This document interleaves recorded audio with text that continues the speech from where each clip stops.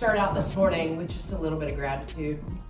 I feel incredibly fortunate to work for this organization. And that really starts with our ownership group, with Mel Raines. The world sees the Caitlin Clark Show, sold-out arenas glowing like beacons of revival, record-breaking TV ratings that make executives salivate, and a league reborn from the ashes of apathy. Every game feels like a national event.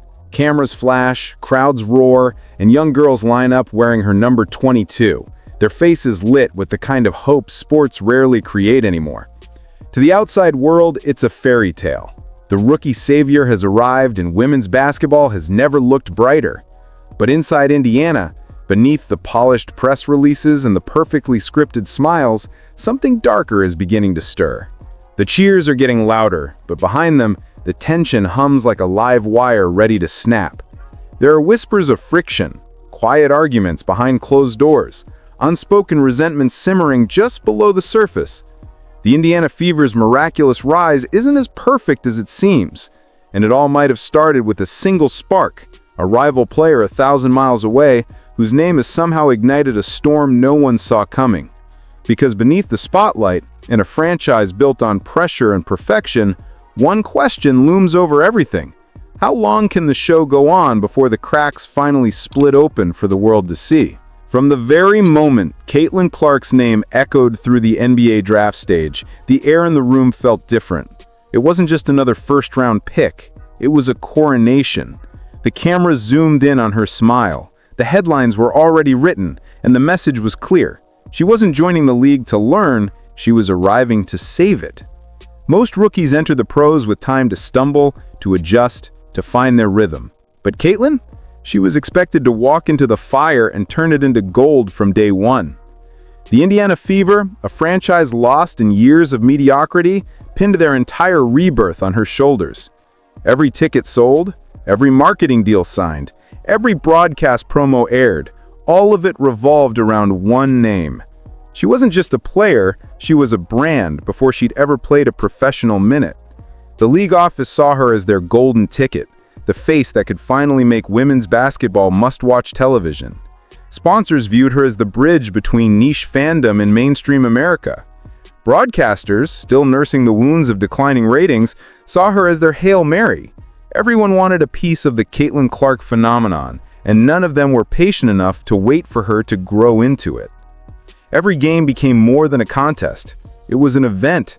Every shot she took had an audience of millions. Every turnover became a trending topic. The stakes weren't measured in wins and losses anymore. They were measured in viewership graphs, engagement metrics, and jersey sales. When Clark played well, the headlines crowned her as the future.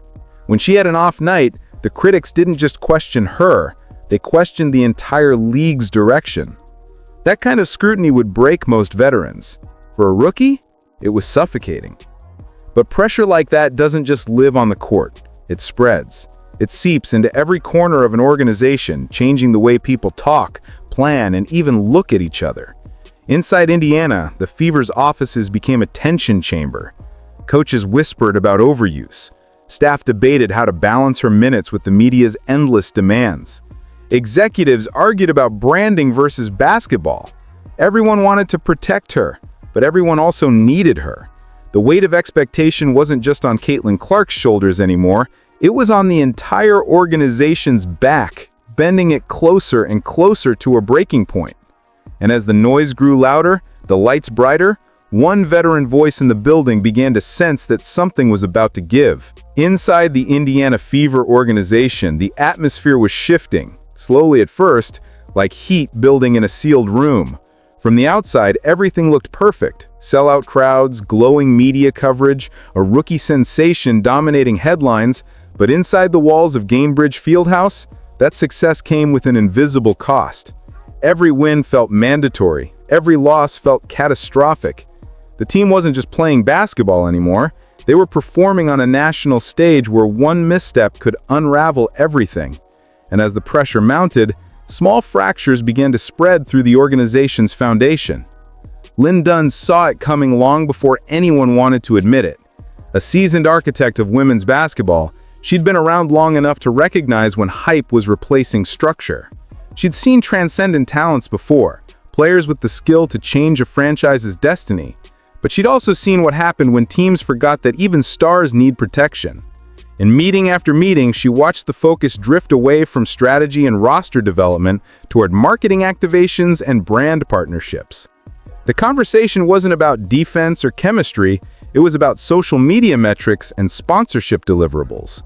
The Fever were winning the public relations war, but inside, Dunn could feel they were losing their grip on basketball reality. She knew what it took to build something sustainable: toughness, balance, and players who would bleed for each other. But as the spotlight on Clark grew hotter, the team around her began to wilt.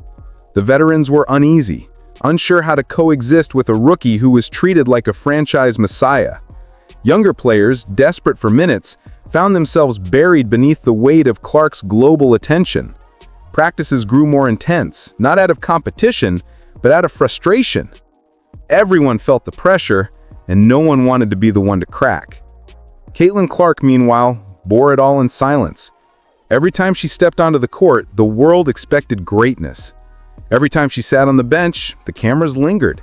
Every move she made was dissected, every expression turned into a headline. She wasn't just playing the game, she was carrying the narrative of an entire league.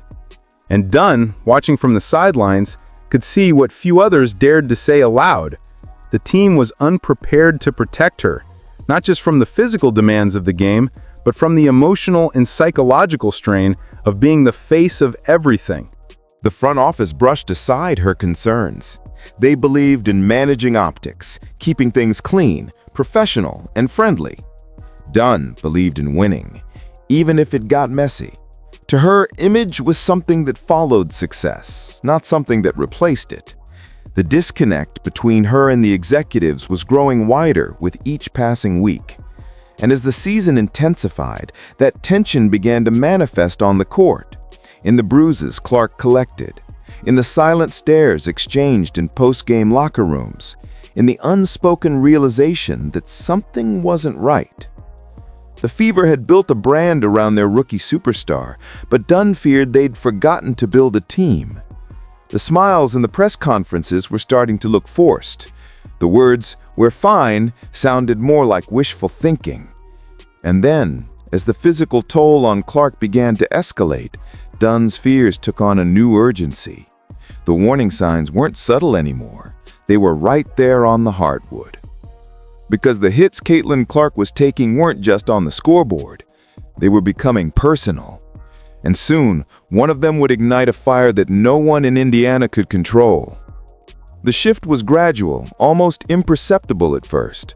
A harder shove on a drive, a lingering elbow after a screen, a bump just past what the refs would call. But soon, it wasn't subtle anymore. Every team in the WNBA knew who Caitlin Clark was, the golden rookie, the face of the league, the headline that sold tickets. And for some players, that painted a target on her back. Night after night, she faced defenses that seemed less interested in stopping her shots and more intent on testing how much she could endure. The league had become a proving ground, and Clark was the benchmark. It wasn't just competitiveness, it was personal. Defenders closed out harder, hands swiping at her arms, shoulders slamming into her chest.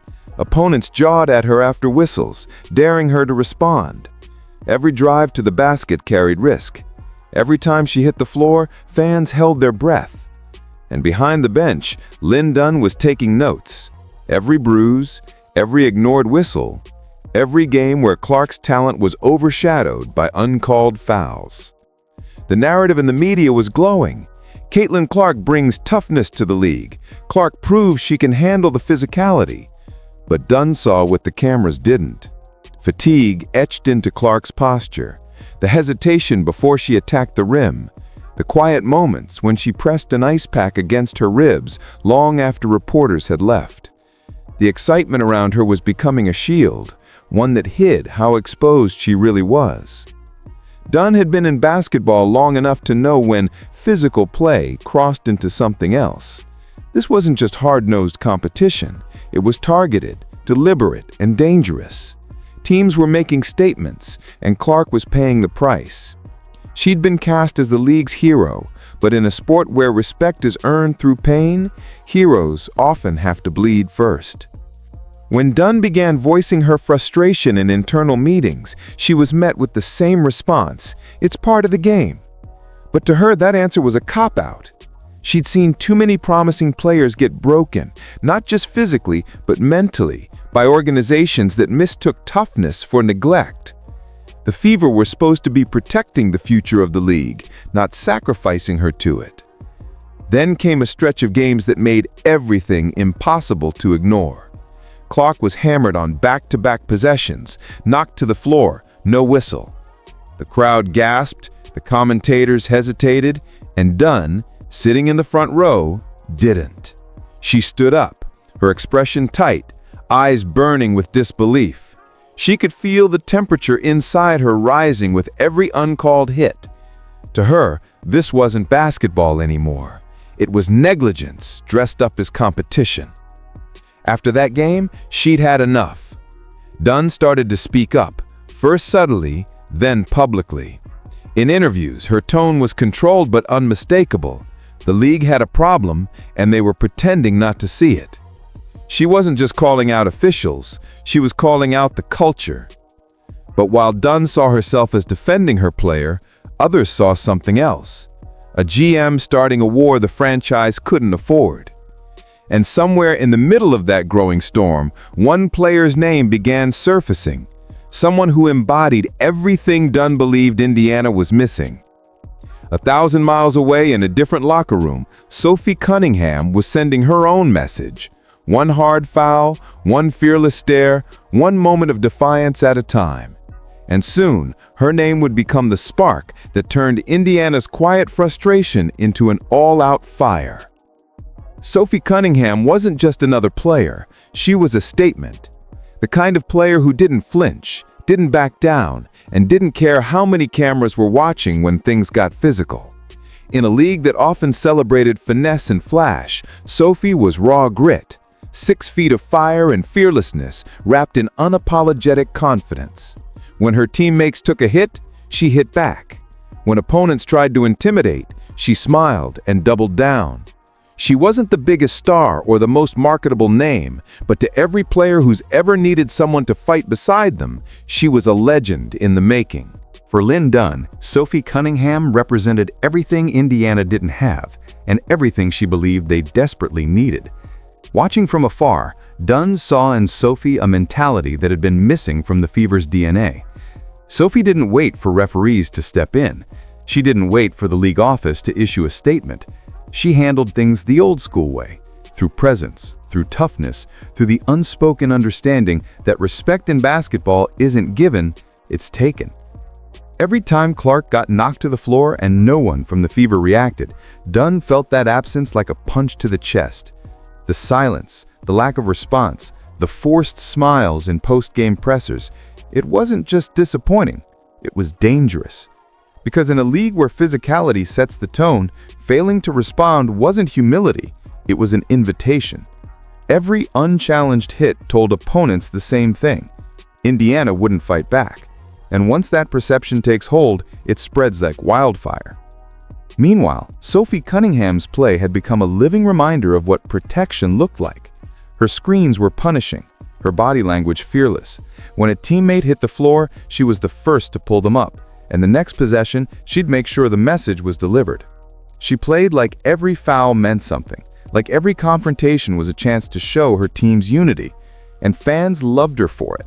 Even those who didn't root for Phoenix couldn't help but respect her intensity. Dunn began referencing Sophie more and more in meetings, not as a trade target, but as an example. "That's how you build culture," she'd say, pointing to clips of Sophie throwing her body into screens or stepping between a teammate and an opponent. "That's what leadership looks like. That's what toughness means." But the response from the front office was cautious, almost dismissive. They wanted poise, composure, and control, not aggression that could be misinterpreted on social media. They were afraid of optics.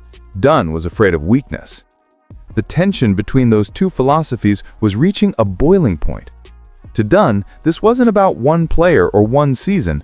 it was about identity. A team that didn't protect its star was a team destined to break.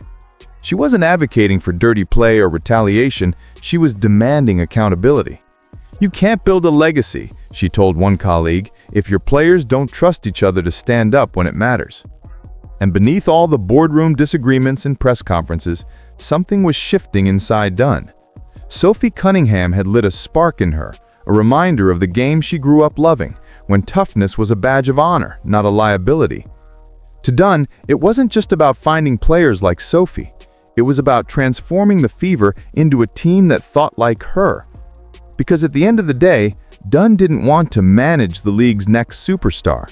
She wanted to build an army around her, a team that wouldn't flinch when things got ugly, a team that sent its own message. If you come for one of us, you answer to all of us. But the front office didn't see it that way. To them, Dunn's growing obsession with toughness sounded like defiance, a dangerous deviation from the polished, market-friendly image they'd carefully built. What she saw as loyalty, they saw as risk. And what came next would turn that philosophical divide into an outright confrontation, one that would leave the entire organization shaken. Because when Lynn Dunn walked into that next meeting, she wasn't coming to talk. She was coming to fight for her franchise's soul.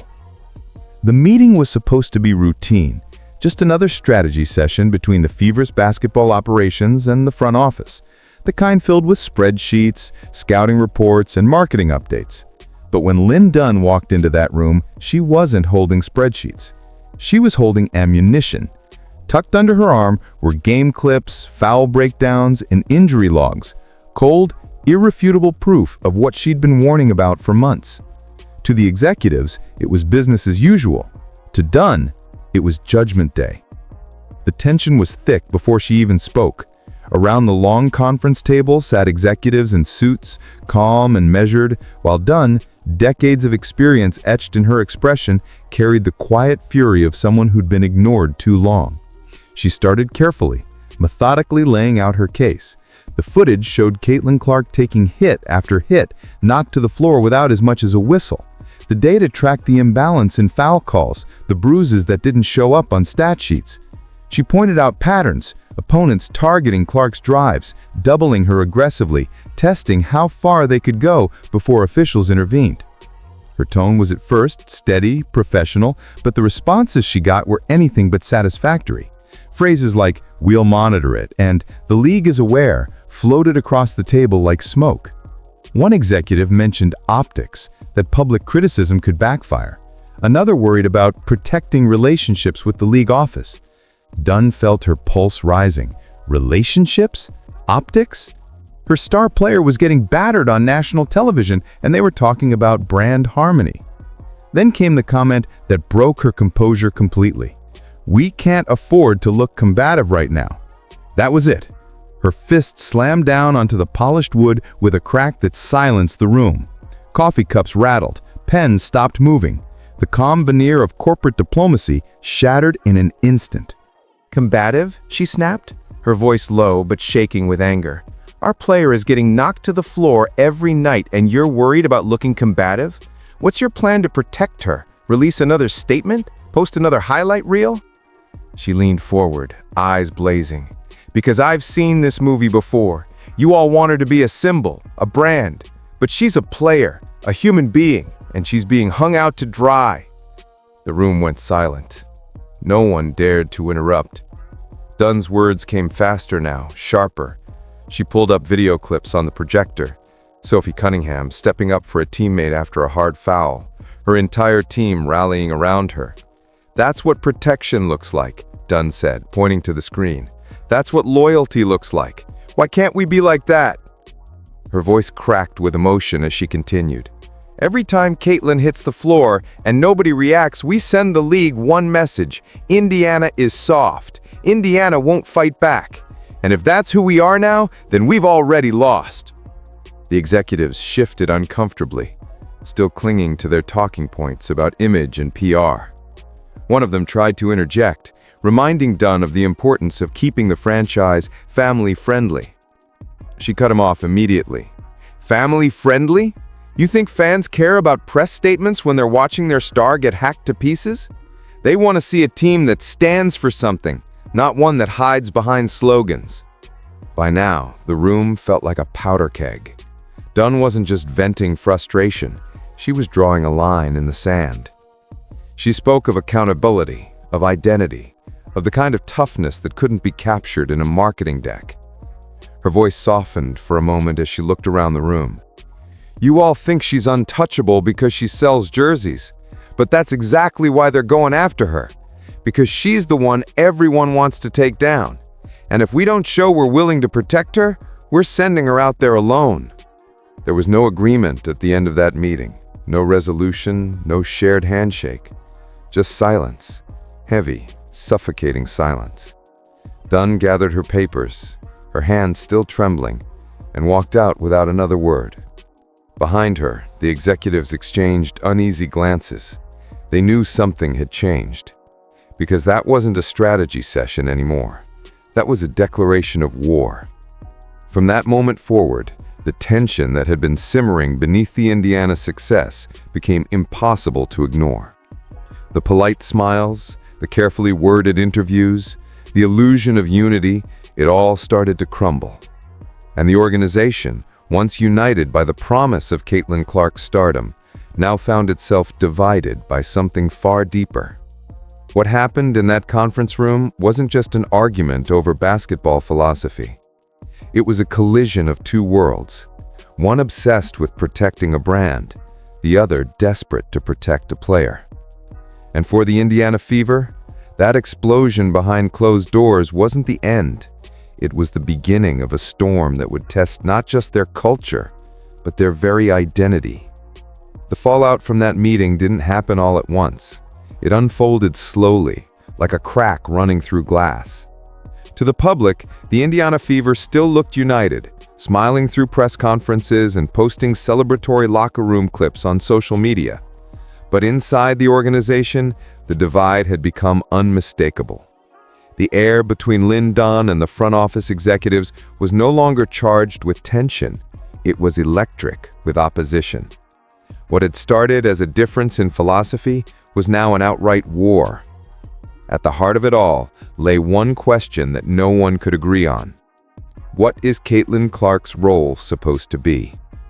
To the front office, Clark wasn't just a player. She was the brand, the ticket, the product, the miracle that had lifted the league from its shadows. She represented more than basketball. She was an image, a story, a symbol of what women's sports could be when polished and presented perfectly. In their minds, her value wasn't measured in box scores or rebounds. It was measured in broadcast deals, sponsorship numbers, and the number of little girls wearing her jersey. She wasn't just part of the business, she was the business. And protecting that image, pristine, inspiring, marketable, was priority number one. But Lynn Dunn saw something very different. To her, Caitlin Clark wasn't a brand.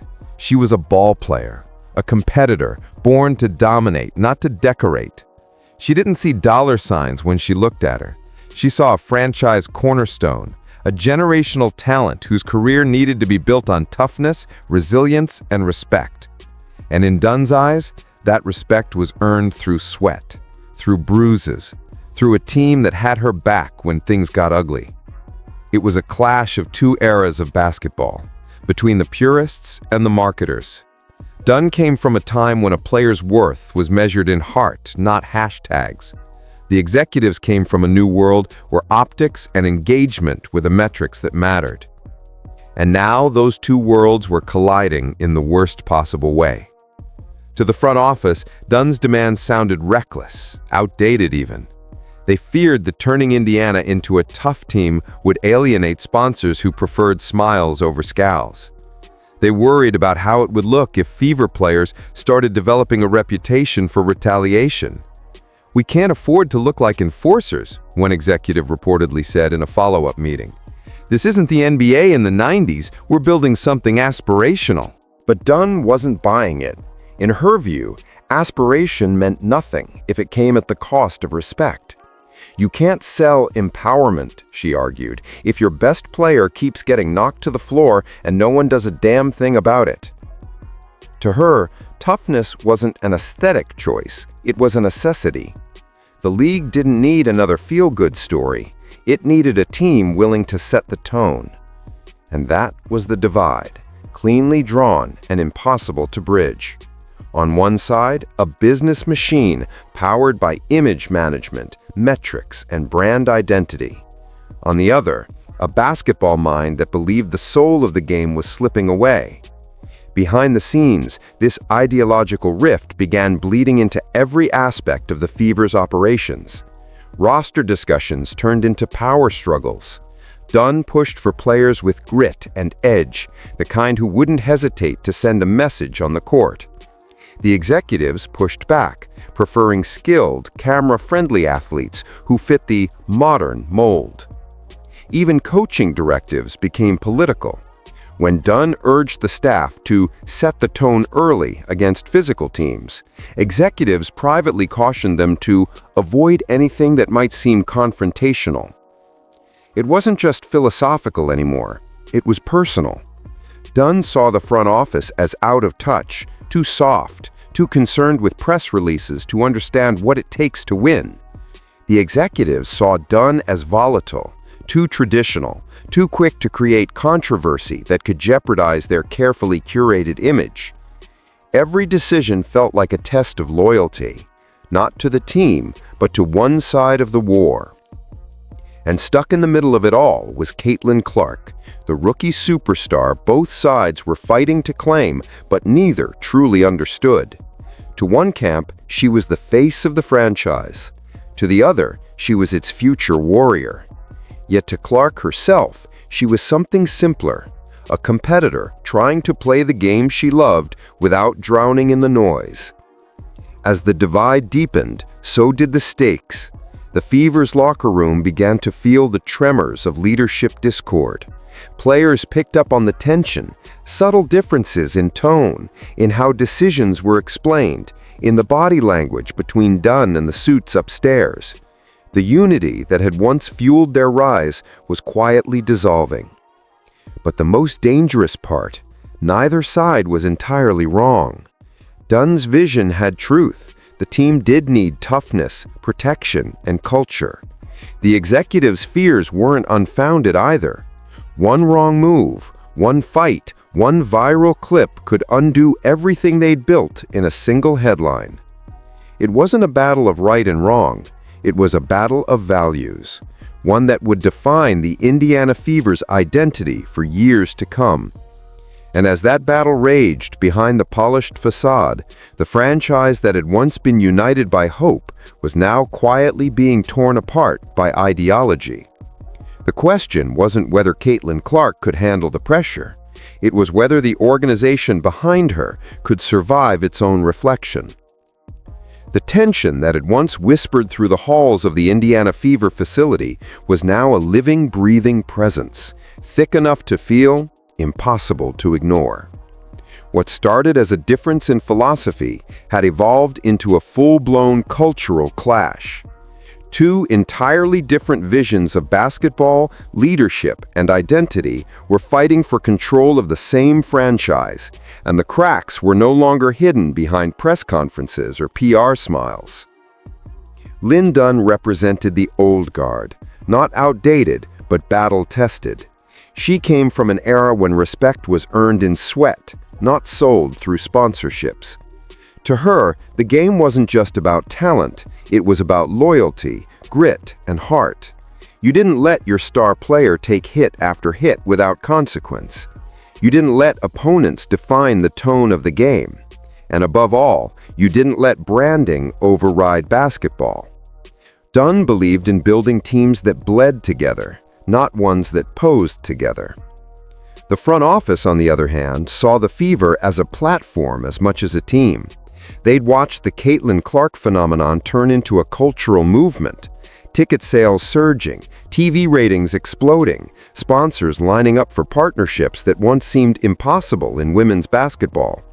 To them, this wasn't just success, it was history.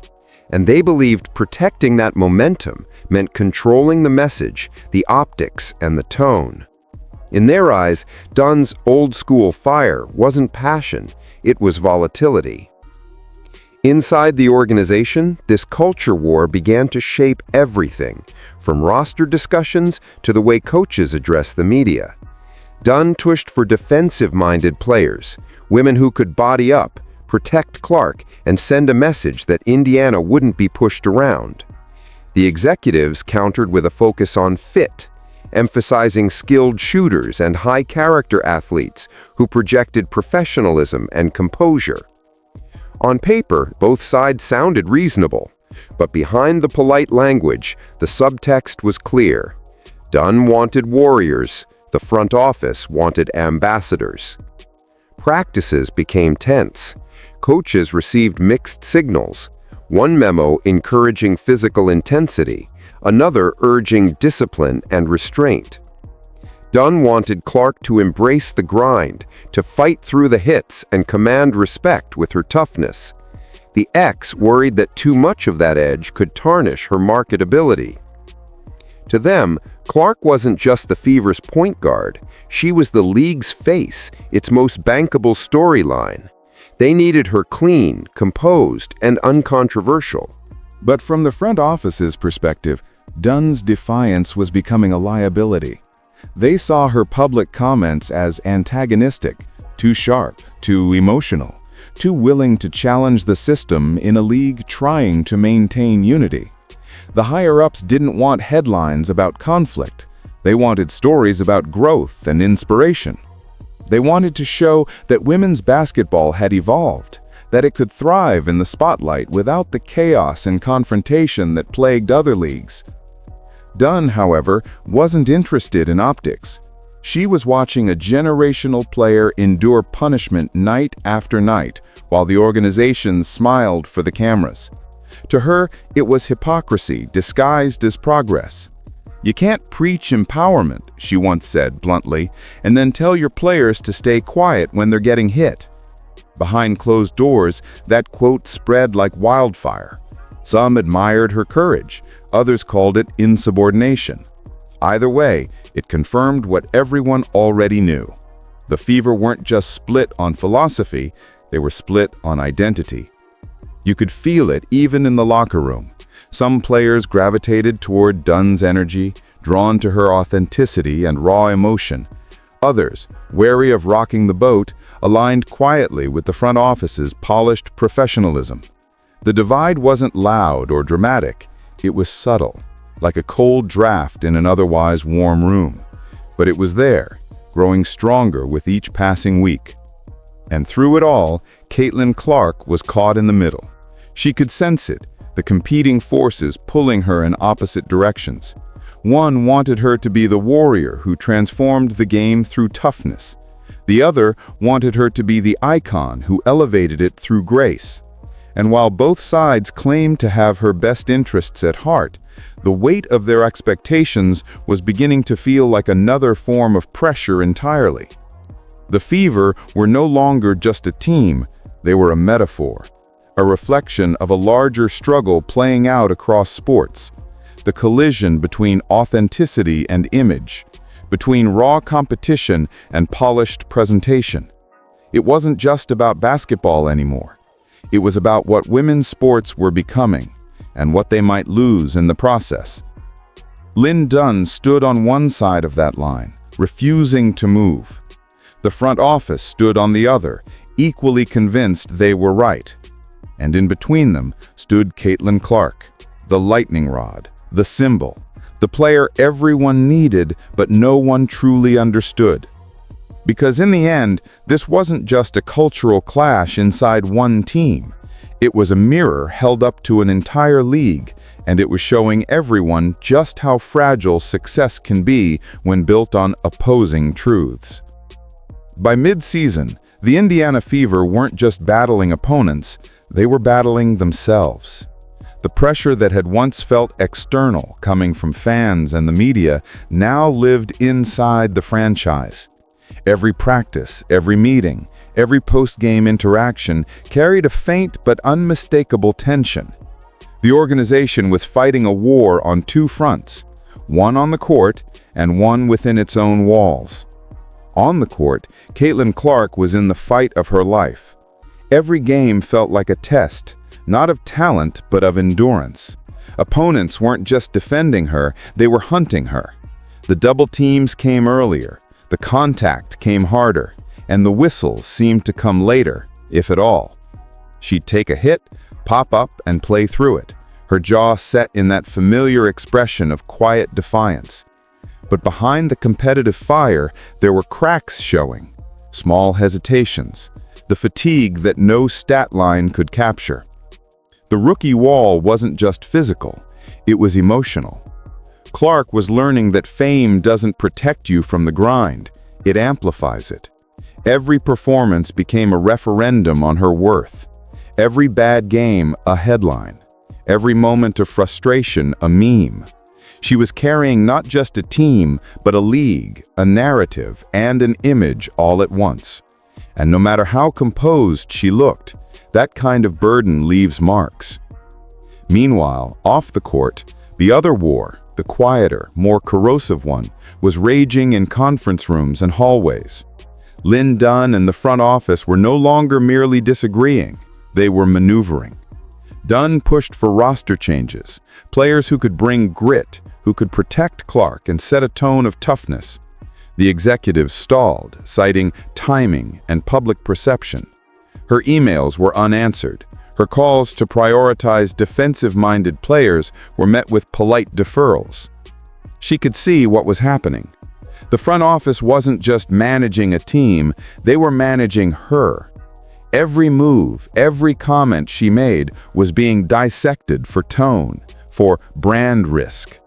Dunn had spent decades fighting to build women's basketball into something real, something respected. Now she was being told to smooth out the edges, to stay in line, to play the political game. But that wasn't who she was. Inside the locker room, players could feel the pull of both forces. Dunn's raw, old-school energy versus the front office's corporate calm. It was confusing, even disorienting. Some players felt empowered by Dunn's fiery loyalty, while others, weary of drama, just wanted to focus on basketball. The Fever were no longer one heartbeat. They were a collection of factions trying to coexist under the same logo. Even the coaching staff felt the squeeze. One day, they'd receive directives to play with more edge. The next, they'd get subtle reminders to maintain composure for the cameras. Every strategy session felt like walking a tightrope between two competing agendas. Behind closed doors, whispers began circulating about Dunn's outburst, about her job security, about whether this franchise could truly function with such divided leadership. For Caitlin Clark, that division was more than organizational, it was personal.